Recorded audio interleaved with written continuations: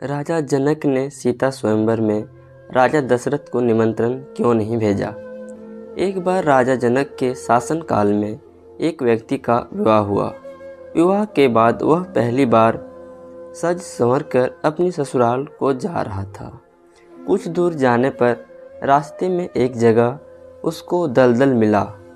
उसने थोड़ा पास जाकर देखा तो उसमें एक गाय फंसी हुई थी, जो शायद फंसे फंसे मरने की दशा में आ गई थी।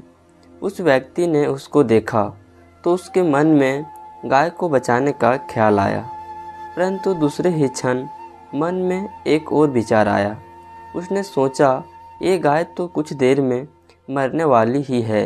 अगर मैं इसको यहाँ से बाहर निकालने इस दलदल में घुसा तो मेरे कपड़े तथा जूते खराब हो जाएंगे और मैं अपनी ससुराल में ऐसी हालत में कैसे जा पाऊंगा। यह सोचकर वह गाय के ऊपर पैर रखकर आगे बढ़ गया। जैसे ही वह आगे बढ़ा, गाय ने जब उसे जाते हुए देखा तो उस व्यक्ति को श्राप दिया कि जिसके लिए तू जा रहा है उसे देख नहीं पाएगा। यदि तू उसे देखेगा भी तो वह तत्काल ही मृत्यु को प्राप्त हो जाएगी। यह कहकर कुछ ही क्षण में गाय के प्राण निकल गए। उस श्राप को सुनकर वह व्यक्ति दुविधा में फंस गया। उसने अपने किए पर बहुत पछतावा हो रहा था, परंतु अब कुछ नहीं हो सकता। जो होना था वो हो गया। अब वह व्यक्ति गो श्राप से मुक्त होने का विचार करने लगा। मन में बहुत बड़ा बोझ लिए वह ससुराल पहुंचा। वहां पहुंचकर वह दरवाजे के बाहर ही बैठ गया और यह विचार करने लगा, अगर मेरी नज़र मेरी पत्नी पर पड़ गई तो क्या होगा। कुछ समय बाद परिवार के अन्य सदस्यों ने उसे घर के अंदर चलने का अनुरोध किया, किंतु वह नहीं गया। रास्ते में जो घटना घटित हुई थी उसके बारे में भी किसी को नहीं बताया। उसके दिमाग में तो गाय के द्वारा दिया गया श्राप बार बार गूंज रहा था।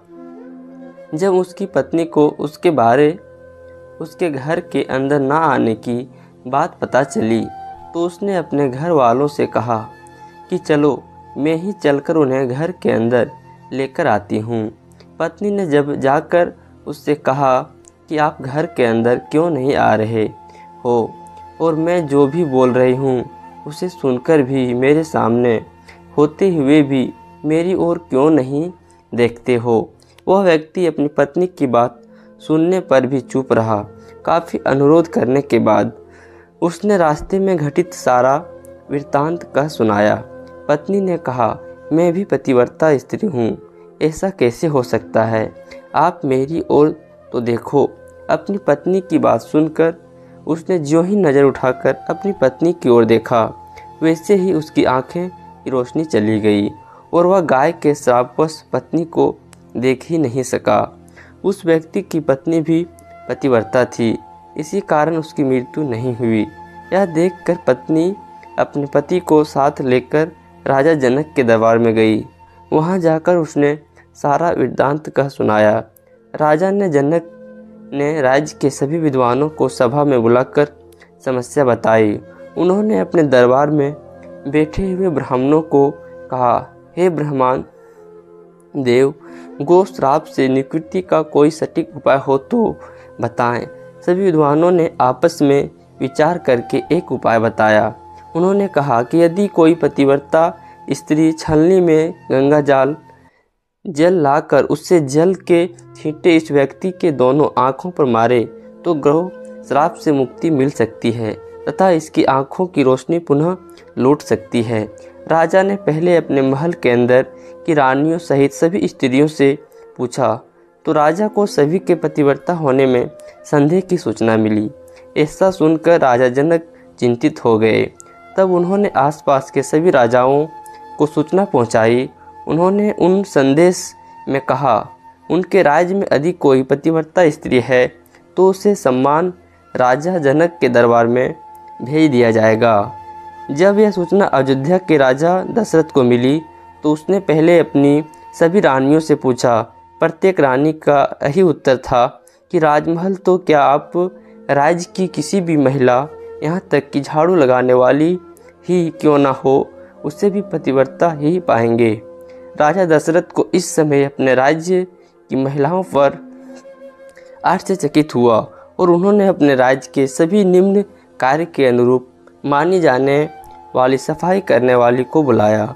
उस महिला से राजा दशरथ ने सम्मान पूर्व पतिव्रता होने के बारे में पूछा तो उस महिला ने स्वीकृति में सिर हिलाया दिया। तब राजा ने यह दिखने पर के लिए अयोध्या का राज्य सबसे उत्तम है, यह महिला को ही राज सम्मान के साथ जनकपुर को भेज दिया। राजा जनक ने उस महिला का पूर्ण राजसी ठाट बाट से स्वागत सम्मान किया। तब राजा ने उस महिला को समस्या बताई, साथ ही ब्राह्मणों द्वारा जो उपाय बताया गया था वो भी बताया। महिला ने राजा को उस कार्य को करने की स्वीकृति दे दी। अगले दिन महिला छलनी लेकर गंगा किनारे गई। वहां पहुंचकर उसने प्रार्थना की, हे गंगा माता, यदि मैं पूर्ण पतिव्रता हूँ, यदि मैंने अपने तन और मन से अपने पति को ही परमेश्वर माना हो तो गंगा जल की एक बूंद भी छलनी से नीचे नहीं गिरनी चाहिए। ऐसी प्रार्थना करके जब उसने गंगा जल को छलनी में भरा तो जल की एक भी बूंद नीचे नहीं गिरी।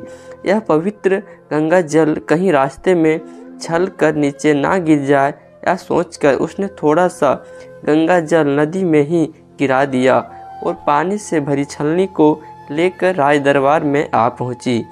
राजा और दरबार में उपस्थित सभी नर नारियां यह दृश्य देख आश्चर्यचकित रह गए। तब उस महिला को ही उस व्यक्ति की आंखों पर छींटे मारने का अनुरोध किया गया। उसने ज्यों ही गंगा जल के छींटे उस व्यक्ति की आंखों पर मारे त्यों ही उसके आंखों की रोशनी वापस आ गई। यह देखकर दरबार में उपस्थित लोग बहुत ही प्रसन्न हुए। तब उस महिला को पूरे राज सम्मान के साथ पारितोषिक दिया गया। जब उस महिला ने अपने राज्य को वापस जाने की अनुमति मांगी तो राजा जनक ने अनुमति देते हुए जिज्ञासावश उस महिला से उसकी जाति के बारे में पूछा। तब उस महिला द्वारा बताए जाने पर राजा आश्चर्यचकित हो गए। यही कारण था कि सीता स्वयंवर के समय राजा ने सोचा कि जिस राज्य के सफाई करने वाली इतनी पवित्रता है तो उसका पति कितना शक्तिशाली होगा। यदि राजा दशरथ ने उसी प्रकार के किसी व्यक्ति को स्वयंवर में भेज दिया और अगर उसने धनुष संसाधन लिया तो क्या होगा। राजकुमारी किसी निम्न श्रेणी के व्यक्ति को ना वर ले, यही सोचकर अयोध्या नरेश राजा जनक को निमंत्रण नहीं भेजा, किंतु विधाता की लेखनी को कोई आज तक टाल सका है। वही हुआ जो होना था। अयोध्या के राजकुमार वन में विचरण करते हुए अपने गुरु के साथ जनकपुरी पहुंच गए तथा धनुष तोड़